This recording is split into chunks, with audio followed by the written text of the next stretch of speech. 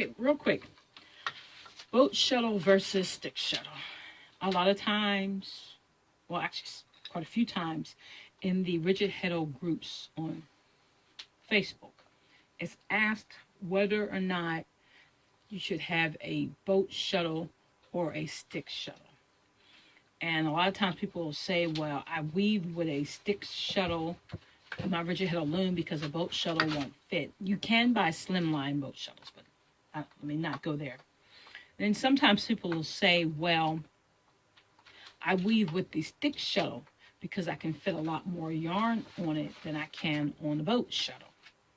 And so it's kind of a back and forth debate. And there's a particular individual who always says that boat shuttles are fine for people with teeny tiny yarns, and you really can't get anything on a boat shuttle, or you would have to keep winding, shuttles over and over again. Okay, so I have something to say about that. All right, first of all, on my Easy Weave rigid heddle, which is a vintage loom with wing nuts, the shad opens up about the same height as the shad on this Harrisville 4-shaft loom. So with a standard boat shuttle, I can fit a standard boat shuttle into the shad of my rigid heddle loom. Now, that's not true for all rigid heddle looms. Some rigid heddle looms, the shad does not open as wide enough to fit a regular boat shuttle in it.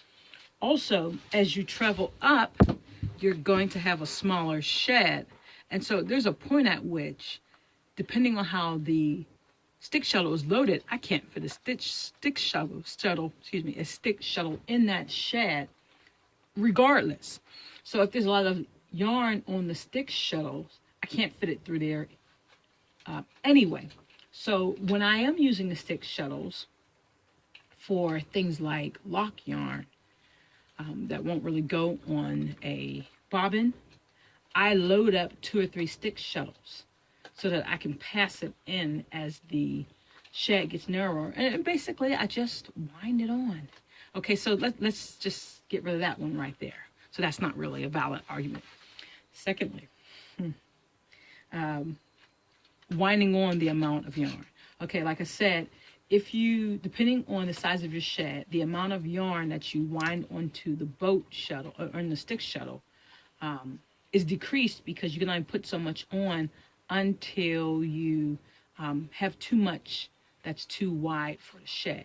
Now, looking at this Harrisville loom, let me just swivel that for you. You can see the space between the cloth beam and the heddles. Oh, I'd say that's maybe a little less than 8 inches or so. Okay, on my rigid heddle loom, the space between the cloth beam and where my heddle is located is greater than this space. And this is a 22-inch loom, and that one is a 20-inch loom. So actually, I am getting more cloth from the distance from the cloth board to the heddle than I am getting on the 4-shaft loom. So I wound this bobbin for the 4-shaft loom, and I traveled from before the cloth beam, somewhere before the cloth beam, because right before I wound this up to here, I changed.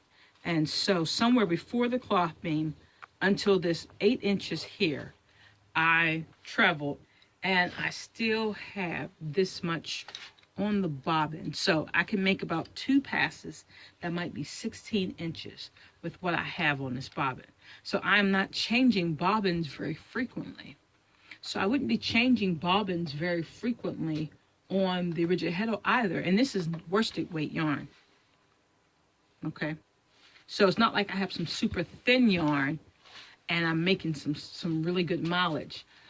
At the point at which I would have to stop and wind on would probably be, I'd have to wind on twice on my rigid heddle loom before I'd have to change this bobbin.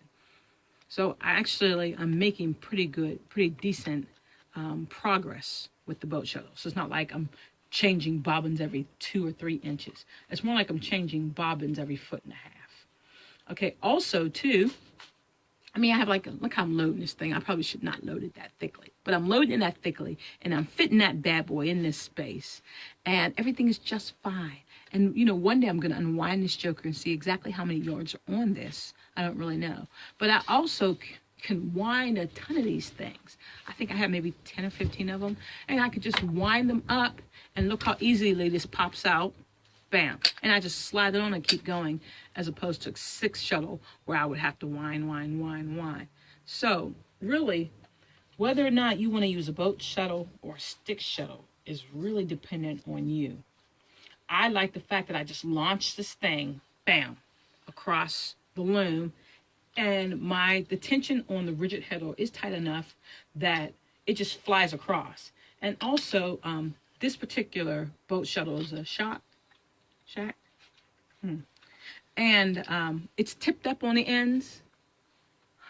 So as long as my tension is good and even, it will fly across the shed, even on a rigid heddle loom. So it's all a personal choice. I just like how smooth this goes across. And I bought the boat shuttles well before I had the 4-shaft loom. So it was pretty neat that when it got here, I'm like, oh, I've already got a bunch of boat shuttles and bobbins that I use for the rigid heddle loom. Okay, so just to recap, it is a personal choice which one you want to use. You can load enough yarn, even with, there go the dogs again. Now they're shaking the loom. Anyway, you can load enough yarn onto a standard bobbin to make at least 2 passes on most rigid heddle looms. And it's so easy to wind a bobbin, and depending on which which shuttle you get, you just pop the thing on and you keep going. So you wind them all ahead of time and just reach over, pop it on, and keep going. What you need to know though is the width of the shed for the loom you have, because if a standard boat shuttle is not going to fit, you're going to need a slim boat shuttle. I've never had a slim boat shuttle. I don't know exactly how much yarn you could put on a slim boat shuttle. But I also know a lot of people that I know that weave are generally not weaving with this worsted weight yarn like I like to. They're weaving a lot of 8/2 cotton, so they're going to fit a lot more on their bobbins regardless. So just decide which one you like. You might say that you prefer you have stick shuttles. It's not like I get rid of my stick shuttles. Like I said, I use them for lock weaving.